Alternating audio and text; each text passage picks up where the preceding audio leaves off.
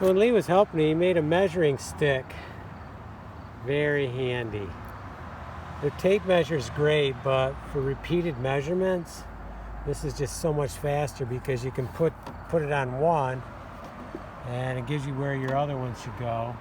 And then we're going 5.5 inches in, which is this long mark. I don't know if you can see that, yeah.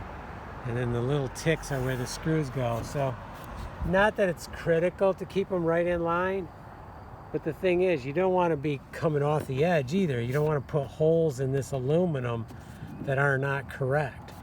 So it is very important. So keep that in mind. A measuring stick sometimes is the way to go for repeat measurements.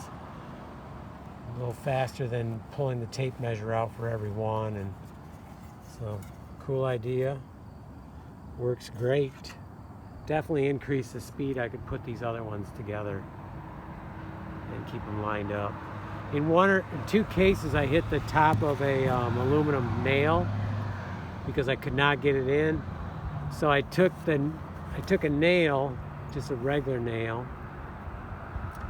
and hammer, and went through the nail head or whatever I was hitting just a little bit, and then I was able to screw it in. So that's a handy thing to have too.